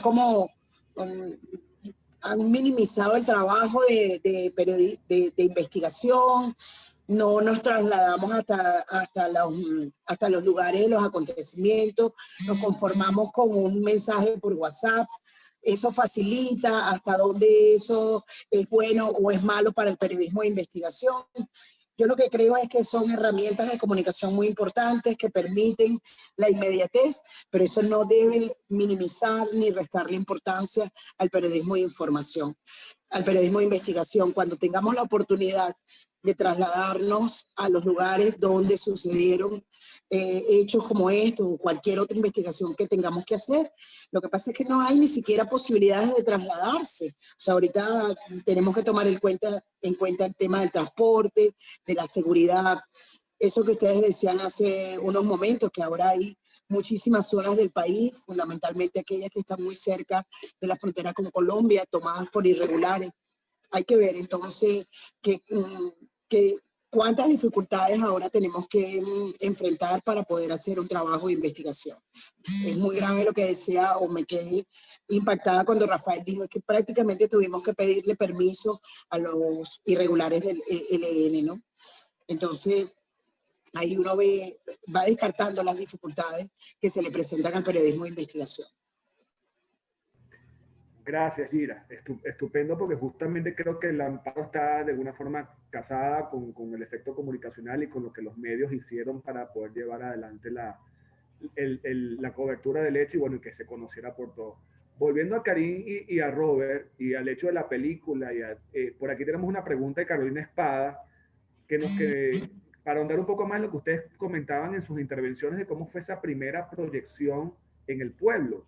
¿Cómo fue verse reflejado para estas personas que quizás verse en pantalla de alguna forma su vida? No es lo mismo que tú la sepas, que tú veas una foto tuya, a que veas una representación hecha por otros de lo que fue quizás un punto importante de tu vida, ¿no? ¿Cómo fue esa dinámica? Porque son cosas que se pueden ser bastante interesantes para el creador y para quien la ve, por supuesto. Karim, Robert, quien guste, adelante. No es específica para alguno, es para los dos. Bueno, yo voy a contar una parte para que Robert la continúe. Había algo sucedió algo importante cuando proyectamos El Amparo en El Amparo. Es que mucha gente del Amparo no sabía que eso les había sucedido a Volmer y a José Augusto. En el mismo pueblo, ¿ok? Yo recuerdo que fuimos con ellos a pegar los pósters para que la gente fuera, ¿no? Y lo más interesante que para mí sucedió en ese momento es que cuando la gente veía que estábamos pegando los pósters, preguntaban de qué era, y comenzaron a hablar con ellos y a descubrir que eso les había sucedido a Volmer y José Augusto. Y eso que todo el mundo los llama los sobrevivientes. Prácticamente, entonces, allá van los sobrevivientes, ahí vienen los sobrevivientes, pero yo creo que había una cantidad de personas que no sabían los sobrevivientes de qué, ¿no? Entonces creo que eso también fue importante para ellos, ¿no? El detenerse y poder volver a contar su historia a gente joven que estaba interesada, que no entendía qué era lo que estábamos haciendo allí y de repente se dan cuenta de que eso sucedió en su pueblo y de que eso le sucedió a unas personas que ven todos los días, ¿no? Y para mí eso fue gratificante, o sea, poder ver que Volmer tuviera la oportunidad de nuevo de contarle su historia a su propia gente, ¿no? Pero evidentemente, bueno, la plaza se llenó, vinieron familiares que además estaban muy temerosos, porque qué parte de la historia se iba a contar, ¿no? También ellos tenían mucho miedo sobre qué parte de la historia se iba a contar y se acercaron familiares, se acercó la gente y fue un momento importante. Y creo que para ellos el hecho de que no se olvide lo que les sucedió, no sé, yo lo veía en la mirada de José Augusto, yo creo que ellos dos son muy distintos, ¿no? Creo que ya había el guionista mayor, ya había hecho un proceso importante porque Volmer y José Augusto son de muy distinto carácter, o sea, Volmer es extrovertido, cuentero, divertido, bromea, mientras que José Augusto es mucho más parco. Y la mirada de José Augusto, viendo la película, creo que para mí fue muy reveladora, ¿no? Y claro, ellos con Robert tienen muchísima más confianza y por eso Robert les puede contar un poco más cómo fue la reacción de Volmer y José Augusto ante la película, pero sí siento que fue importante para el Amparo y para ellos. Gracias, Karim. Robert, por favor. Robert, tienes el micrófono apagado, disculpa.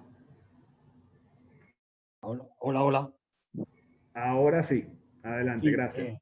bueno, sí, son José Augusto y Volmer son de verdad personas muy especiales y muy distintas, como dice Karim.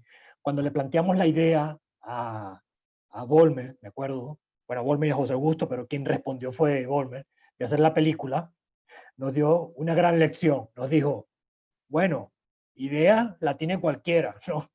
La idea no es la idea hasta que no se hace. Como diciéndonos, cuando tengan la película me avisan, ¿no? Porque parece ser que le habían prometido, no sé qué cineasta les había dicho a ellos para hacer la película hace muchísimos años, ¿no? Entonces, bueno, estaba un poco escéptico. Sin embargo, nosotros seguimos en nuestros viajes cada vez que buscábamos locaciones, aprovechábamos y pasábamos por el Amparo y conversábamos con ellos y le contábamos los adelantos y tal. Incluso en el rodaje de la película estuvieron un par de veces, incluso salen, hay un cameo que hacen en la película, casi que una propuesta de ellos, ¿no? De en qué parte de la película querían salir. Entonces, bueno, vimos la del día y casi que ellos deciden, bueno, vamos a salir en esta.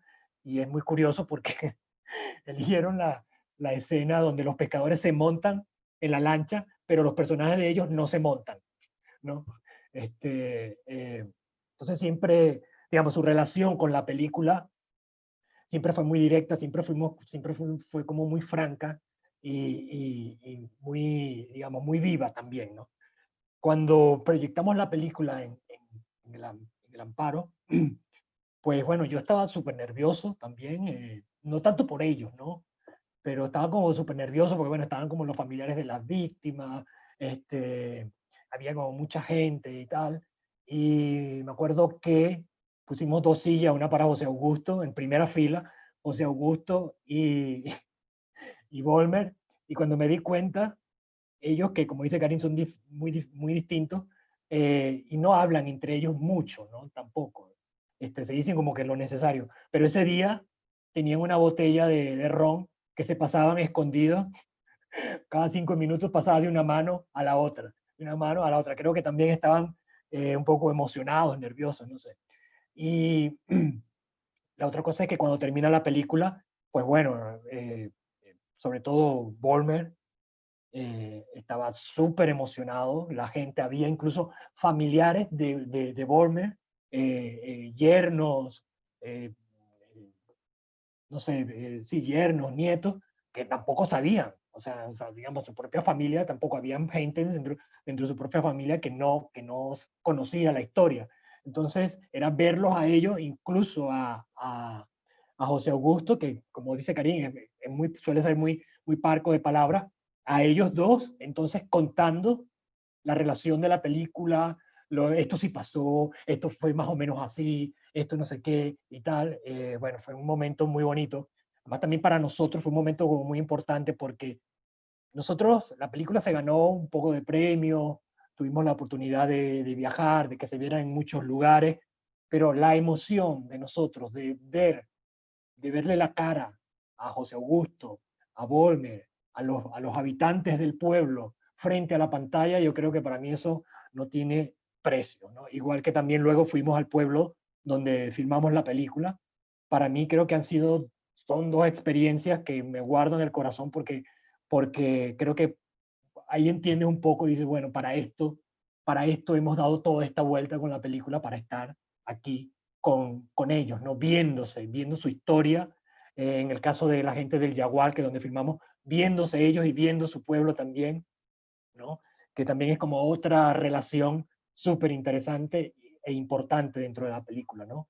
La gente del pueblo del Jaguar. Entonces, bueno, eso fue más o menos lo que nos pasó con Volmer y José Augusto y la gente del pueblo, ¿no? Que como dice Karim, muchos de verdad no sabían, y allí contado no solamente por la película, sino después contado por ellos. Después que terminó la película, parece una rueda de prensa porque estaba todo el pueblo con ellos preguntando y estaban ellos ahí muy a sus anchas contando la historia ya de sus labios. Robert, yo creo que, bueno, ese momento pasarás y será imperecedero, o sea, nunca lo van a poder olvidar ustedes, y realmente como creadores que son, esos son los momentos mágicos, cuando uno dice todo el esfuerzo que le puso a la realización está allí, y creo que ese momento de emoción que ustedes vivieron, pues, inigualable, y de verdad los felicito por el trabajo que hicieron. Tienen una película maravillosa entre manos que es atemporal.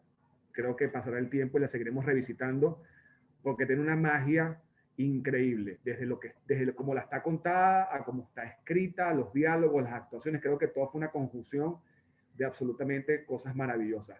Rafael, una pregunta específicamente para ti como activista, como defensor, como una de las personas que más apuesta a la cultura para llevar educación en derechos humanos. ¿Cuán importante es el cine? ¿Cuán importante es contar historias y usar este medio para educar en derechos humanos, Rafael?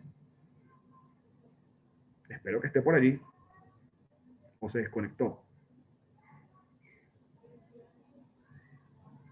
Ah, caramba, creo que se les cayó la conexión justo en el momento de la pregunta.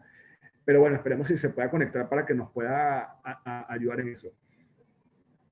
Ahora abro la pregunta para los tres, para Karim, para Gira y para Robert. ¿Cuán importante puede ser el cine para ayudarnos a educar en derechos humanos, desde la perspectiva de la educación y de la prevención?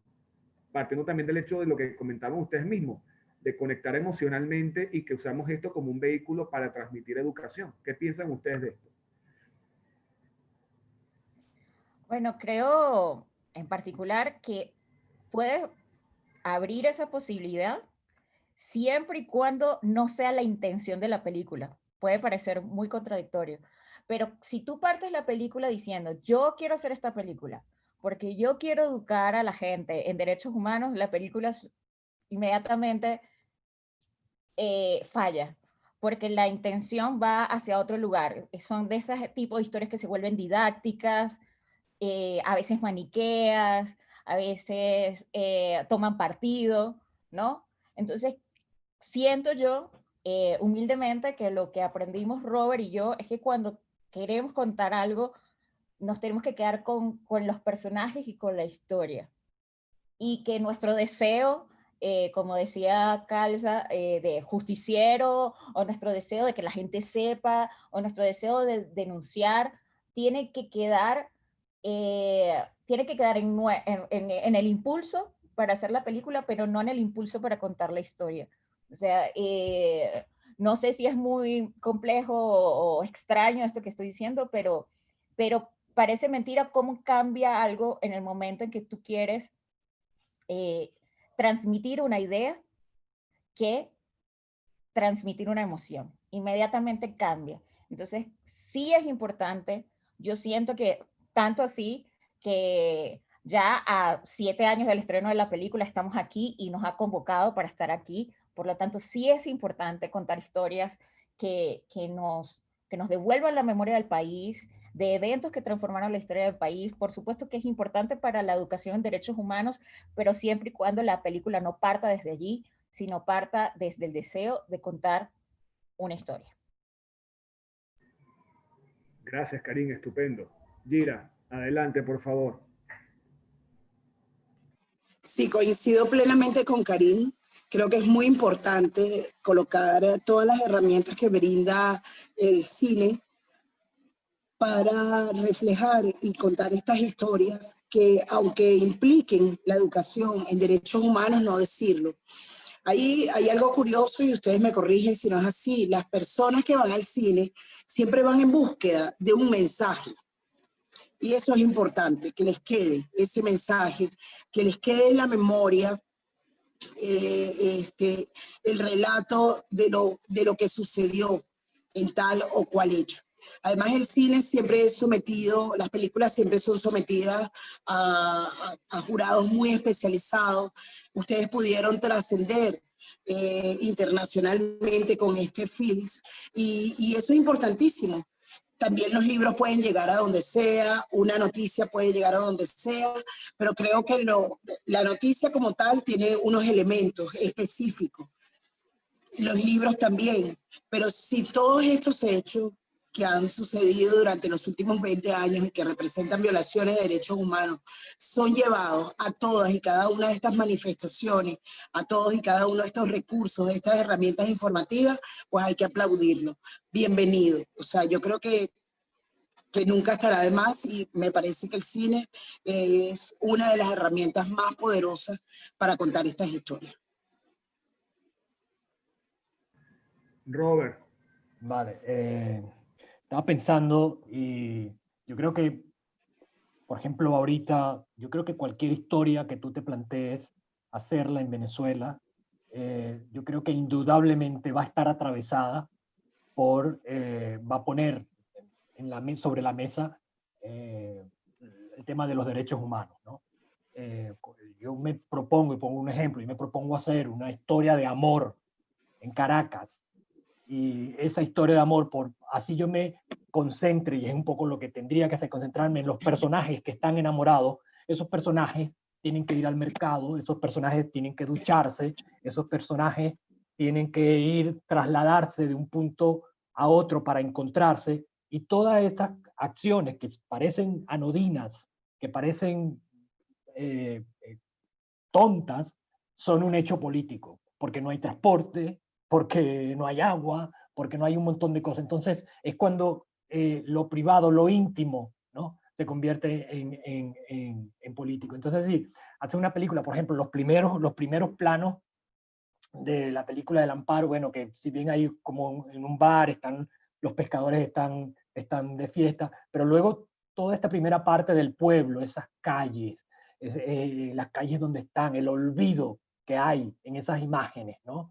O sea, lo marginado que están todas estas personas por todos los gobiernos, por todo el Estado, ¿no? Ya eso es decir, donde detengas la cámara, donde pares la cámara, lo que vas a ver, con lo que te vas a encontrar es con, digamos, con la violación sistemática de cualquiera de los derechos humanos, ¿no? Entonces, por eso digo, o sea, me pongo a pensar en una película así, hacerla en Caracas o en cualquier lugar de Venezuela, sobre todo en el interior, ni hablar, ¿no? Y digo, es imposible, o sea, no puedes rodar, no puedes filmar algo allí sin que te saltes esto, ¿no? Siempre te va a golpear. Entonces, creo que eso ya está allí. Una de las cosas que hacíamos en los talleres era no hablar de eso porque eso ya estaba allí, concentrarnos en los personajes, ¿no? Porque eso ya el fondo trágico, ya el fondo de desolación estaba allí, ya estaba puesto. Entonces, como decía Karim hace un momento, remarcar eso, querer hacer justicia con eso, creo que puede llevar a sitios incluso contradictorios, ¿no? Es un poco lo que pienso. Gracias, Robert. Rafael, no sé si escuchaste la pregunta que te estaba haciendo porque creo que justo en el momento se cayó tu conexión. Sí, no, sí, gracias. A mí me parece, bueno, yo comparto todo lo que han dicho recientemente, incluso creo que yo creo que necesitamos dos niveles, la documentación de los hechos para los organismos internacionales y los mecanismos de justicia, pero cuando queremos hablarle a otras audiencias amplias, tenemos que utilizar mucho el tema de contar historias, ¿no? De darle rostro y bueno, y contar lo que sucedió a partir de las vivencias, de la vivencia de la gente, ¿no? Ahorita nos toca contar muchas historias de dolor por lo que está pasando en Venezuela, pero ojalá estamos luchando para que en algún momento sean puras historias de amor o historias de alegría, historias de logro, las que dedica nuestro tiempo, ¿no?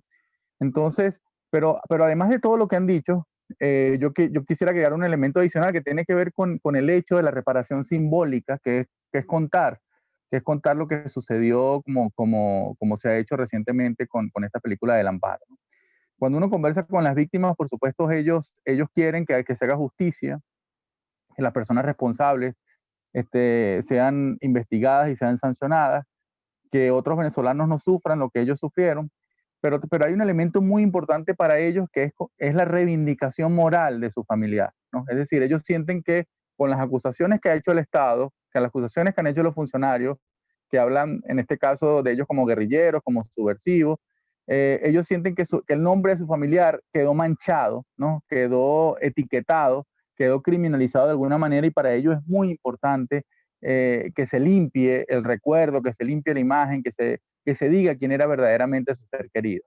Y yo creo que, y para esto, en materia de derechos humanos, tenemos también muchas propuestas de lo que llamamos las reparaciones simbólicas, cuando el Estado pide disculpas, se reconocen los hechos, se nombran calles con los nombres de las víctimas, pero en este caso se ha hecho una reparación simbólica muy importante, porque seguramente ese día, a pesar de todos los temores que nos contaron Karim y Robert sobre cómo los familiares vieron la película antes, ¿no? Por el temor de cuál era la parte de la historia que iba a salir o cuál versión era la que se iba a contar. Yo estoy absolutamente seguro que después de eso se sintieron muy reivindicados, se sintieron, además de conmovidos, se sintieron en paz consigo mismos, porque en alguna parte se contó, se está contando, se está diciendo quiénes verdaderamente eran sus familiares, que en este caso eran pescadores que salieron un día a trabajar y les sucedió esta tragedia. Entonces yo reivindico mucho esta parte de la reparación simbólica, que lamentablemente no se ha hecho desde el Estado, pero se ha hecho desde una parte de la sociedad venezolana, para decir que esos venezolanos no eran lo que alguna vez se dijo, que eran personas inocentes, y que aquí hay una deuda, a todo nivel, con ese pueblo y con esas personas. Gracias, Rafael. Nos excedimos un poquito en el tiempo que teníamos establecido, pero creo que ha sido maravillosa la experiencia. Le agradecemos a Karim, que se está conectando desde México, a Robert desde las Islas Canarias, a Yira, que están aquí en Caracas junto con Rafael y con mi persona. Creo que hemos tenido un cineforo maravilloso. Les dejo las últimas palabras a ustedes de despedirnos antes de finalmente cerrar el Cineforo en la tarde de hoy. Gracias a ustedes por estar y acompañarnos el día de hoy. Rafael, Dira, Karim, Robert, despedida, por favor.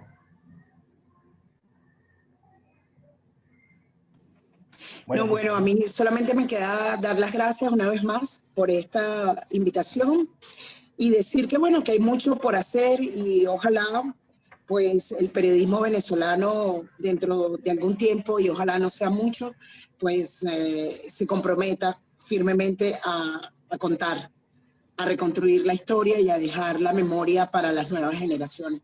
Felicitaciones a todos, felicitaciones Karim, felicitación Robert, gracias por haber recogido este testimonio y haber dejado una película tan fabulosa para la historia contemporánea del país. De verdad que gracias.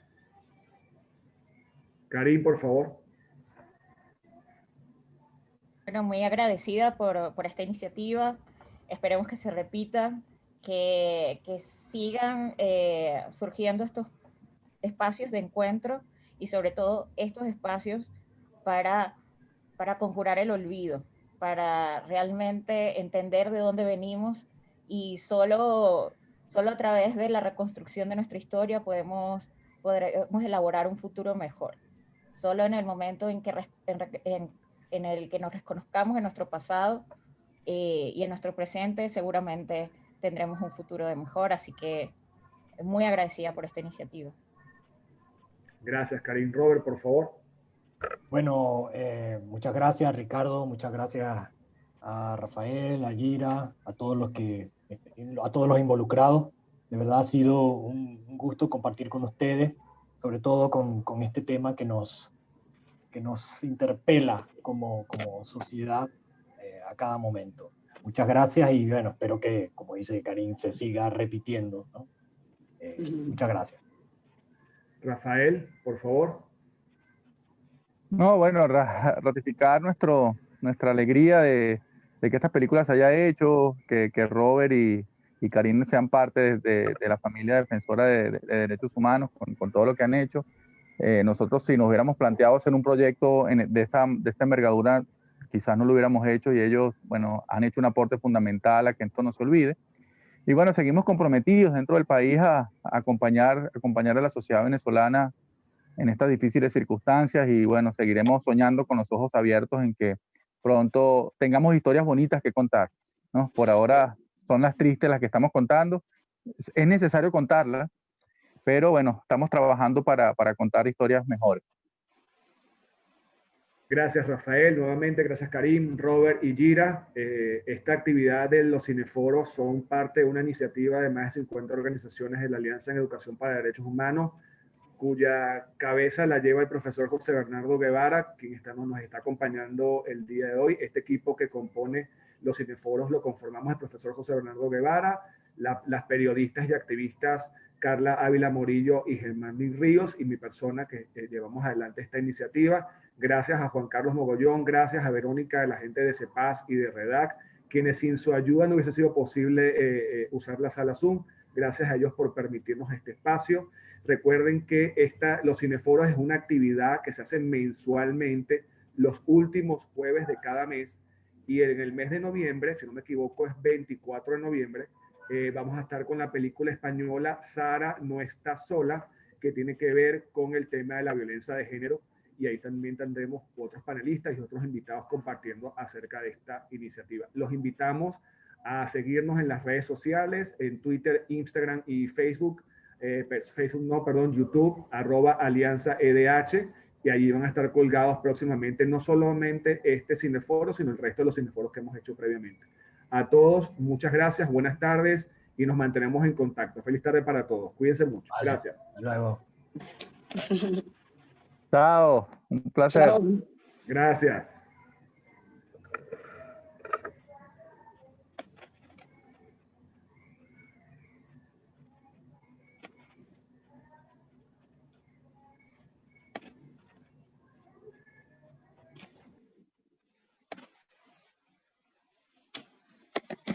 Puede haber estado mejor. Me pongo nerviosa y no.